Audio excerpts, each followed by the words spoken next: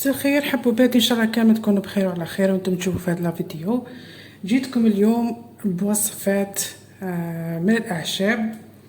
يعني راح نعطيكم وصفتين انا شخصيا نجربهم وعندي فيهم مدة يعني طويلة وانا نستعملهم، ناجحين ورائعين ومميزين، ننصحكم تديروهم يا الحباب. راح أعطيكم الوصفة الأولى تقضي على آلام اللوزتين والسعال، والمشروب الثاني مشروب سحري طارد للبلغم ومضاد حيوي طبيعي للالتهابات متاع البلعوم. مشروب رائع ومميز، فيه اللي راح يتشرب وفيه اللي راح يستنشق. حبوباتي، عنا الأعشاب كما تشوفوا معايا، عنا البابونج، عنا القرنفل او كاين في اللي يسميه في المشرق العربي المسمار، عندنا زرعه البسباس، ماشي عارفه في المشرق العربي واش يسموها او الشكل تاعها حبابي، يعني اللي يعرف الاسم تاعها يخليها لي في التعليق اسفل الفيديو. عندنا الزعتر البري اللي يشبه النعناع، الورقه تاعو تشبه النعناع، شوفوا الشكل تاعها زي ما الحباب، مش هذيك الرقيقه لانه فيه زعتر، زعتر يعني نوعيه واحده اخرى، تجي الورقه تاعو رقيقه خلاص. عندنا نعناع يابس، كنت يبسته في البيت. طبعا البنات انا الزعتر نشريه خضر، نغسلو نشفو ونعلقو حتى يبس ونخبيه، يعني باش تبقى الاعشاب تاعي نظيفه. عندنا الويزه وكاين اللي يسميها راعي الحمام او الميلسات او الميلساء، ريحتها رائعه. شوفوا البنات الفوائد تاع هذا الاعشاب كامل راح تلقوها ان شاء الله في صندوق الوصف.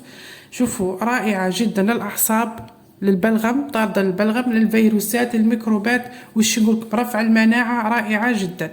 الليمون تعرفوه، عسل النحل خاصه لو كان طبيعي جيد جدا، راح نحتاجه في الوصفه تاعنا.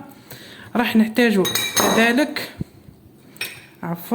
راح نحتاجه الزنجبيل الاخضر الفريش، وراح نحتاجه نجمة الارض كما تشوفوا، هذه تاني جيدة جدا للمناعة، رافعة للمناعة بدرجة ما تتصوروهاش يا الحباب. هاوليكم الشكل تاعها، راح نديرها في المشروب تاعنا. طبعا البصل للوصفة الثانية مع زيت حبة البركة. دوك نقول لكم كيف نخدمه. نروحوا مباشرة للطريقة نتاع الوصفة تاعنا الأولى ومن بعد نروحوا للوصفة الثانية.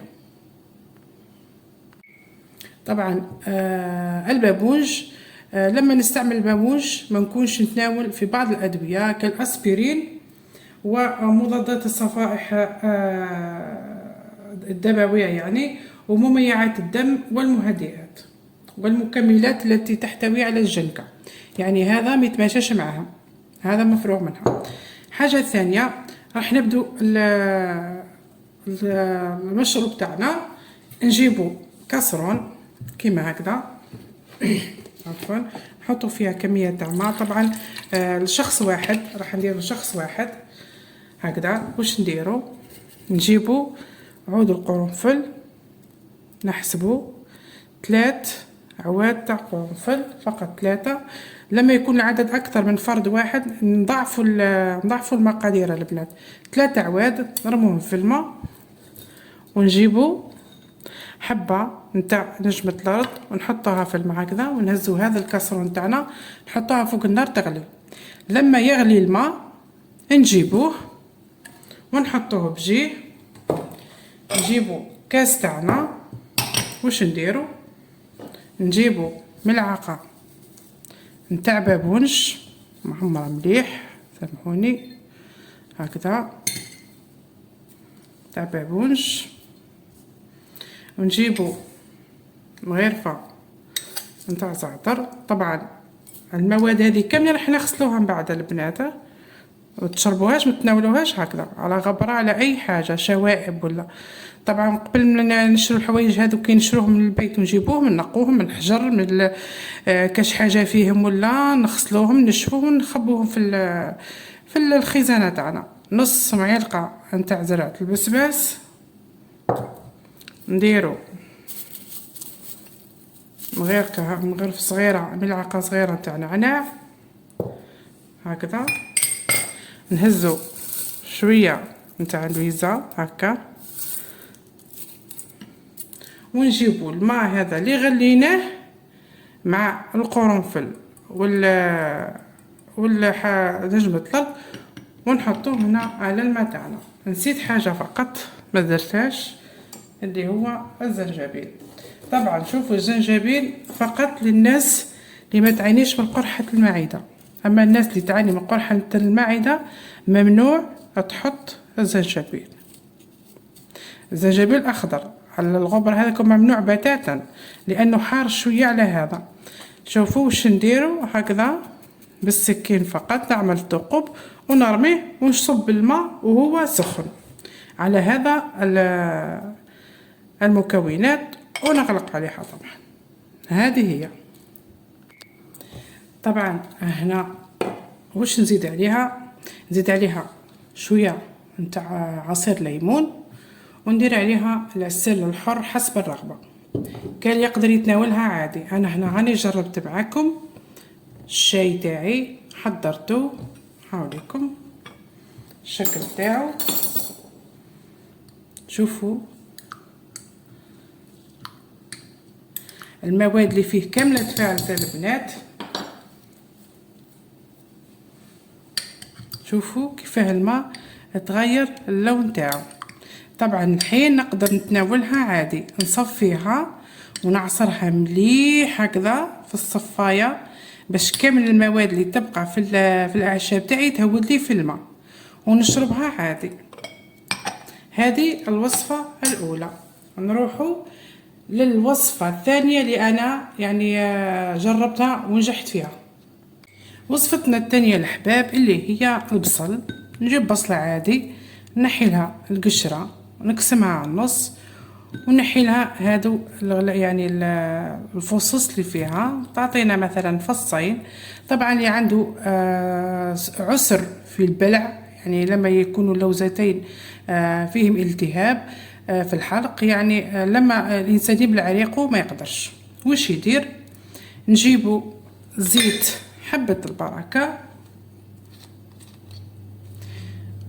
هكذا، ونجيو مثلا هذه الرقبة، مثلا هذا الوجه الإنسان، وهنا الرقبة، هنا اللوزتين. نجيو للمكان، خلينا نوضح أكثر. هذه الرقبة هنا، عفوا هذا الرأس وهذه الرقبة، ونجيو للوزتين. واش نعملو؟ نجيو للوزة اللي من جهة اليمنى ونحطو زيت حبة البركة، ونعملو يعني هكذا مساج، حركة مثل عقارب الساعة، ونقرأ بسم الله الذي لا يضر مع اسمه شيء في الأرض ولا في السماء والسميع العليم 7 مرات. تمام. زيد نجي للجهة اليسرى تاع اللوزة اليسرى، نفس الشيء مع عقارب الساعة، بسم الله الذي لا يضر مع اسمه شيء في الأرض ولا في السماء وهو السميع العليم 7 مرات. يعني في اليمنى 7 وفي اليسرى 7. وبعدين نجيب البصلة شريحة نحطها من، وشريحة نحطها من هنا هكذا راكم تشوفوا. من بعد نجيبوا يا خمار يعني نجيبوا كومبريس، المهم قردة يعني قماش يكون خفيف، وتحطيه وتربطيه على الرقبة تاعك. فهمتي؟ الرقبة الربط يكون ربط خفيف، فهمتوني الحباب؟ باش كي ترقدوا بها في الليل يعني ما تخنقوش روحكم، ربط يكون خفيف خلاص، باش البصلتين هادوك يبقوا لاصقين في بلاصتهم. شوفوا هكذا الصباح تقلعوهم تلقاوهم نشفوا تماما. صدقوني يا البنات انا جربتها شخصيا، تقولي لا كنت مريضه بحلقي. صدقوني ريقي من جي نبلعو ما نقدرش، يعني اول مره تصرى لي هذا الالتهاب، والصباح اكرمكم الله خرج من قرزيه يعني شيء واش نقول لكم بلغم، ما كنتش نحس، وخرج لي من الجيوب الانفيه تاع يعني الجبهه تاعي من الفوق، وهود لي نحس بواحد الحاجه وكأنه كاينه حاجه اتفتحت لي في حلقي، يعني حاجه عجيبه غريبه. فهمتوني؟ هذه هي الوصفة الثانية، نتمنى ان شاء الله تجربوها يا الحباب. عندي ليكم تدبيرة واحدة اخرى. شوفوا، عندنا زعتر وعندنا بابونج وعندنا شويه عواد قرفه، عفوا قرنفل. هذو نهزو نفس المقدار من هنا ومن هنا، من الزعتر ومن البابونج. مثلا هزينا مغرف تاع اكل من ومغرف تاع اكل من، نحطوا الماء يغلي في باسينه، نحطوا الماء يغلي ونهزو كعيبات هكذا تاع قرنفل، نرموهم ونخلوهم يغلوا. نجيبوا بشكير ولا خمار نديرو على راسي هكذا، مثلا على راسي، ونحط راسي تحت هذيك الباسينه، يطلع منها البخار، ولا نستنشق ونخرج من فمي، نستنشق نخرج من فمي، بعد العكس نجبد من فمي ونخرج من نيفي، نجبد من فمي ونخرج من نيفي. هذه كامله تخلي القصبات الهوائيه تاعكم يتفتحوا، والانف يتسرح، الجيوب الانفيه تصيب راحتها، خاصه لوليداتكم. هادو الحوايج ديروهم لولادكم، راه فصل الشتاء داخل علينا ان شاء الله، يعني هادو راح يكثر فيه الشهر هذا الفيروسات والامراض والميكروبات. ما عليكم غير بهذه المشروبات اللي عطيتهم لكم، وبالوصفه تاع البصل بربي ان شاء الله يعني تشوفوا نتيجه رائعه. حاجه تانية ممكن ديروا زيت الكاليتوس، تحطوه في برمه ولا يغلي الماء، ترموا زيت الكاليتوس وتغطوا البرمه، ومن بعد من تروحوا مثلا هكذا، من تروحوا البيت هكذا، هاي البرمه تاعكم وحطيتوا زيت الكاليتوس هنا، اي بيت تدخلوا لها افتحوا الغطاء شويه هكذا ومعاود غطوه، باش البخار هذا كيمشي في البيت يقتل لكم الفيروس. حاجه واحده اخرى البنات نعطيها لكم في سبيل الله، بصله تاني هكذا تحطوها في اناء وتحطها في البيت اللي يكون في الغرفه اللي تكون انسان يعني في عنده زكام انفلونزا، يعني الامور هذه راح تقضي له تمتص هذاك الفيروس اللي في البيت، وتعاونك شويه في التنفس بالاخص في الليل. هذه كل النصايح ليكم لوليداتكم، حطوها في عينيكم يا الحباب وجربوها وردوا لي الخبر. انا عن جد بيتي ما نستغناش على هذا الاعشاب اللي راكم تشوفوا فيها، ماذا بيا دائما واجدين في بيتي ودائما حاضرين. هذه هي جينا اخر الفيديو، نتمنى لكم ان شاء الله تكونوا استفدتوا من هذا النصائح اللي عطيتها لكم، وكامل الفوائد الاعشاب هذه ان شاء الله تلقوها في صندوق الوصف، ارجعوا ليه وشوفوه وان شاء الله تستفادوا كامل. وما تنسوناش بالبصمات فقط، وتدعيم القناه بالاشتراك ولايك وتفعيل الجرس حتى ياتيكم كل جديد. وانا ندي المشروب تاعي هذا اللي درته معكم ونروح نشربه ان شاء الله بالشفاء والهنا ليا وليكم ان شاء الله. دمتم في رعايه الله وحفظه، مع السلامه حبايبي.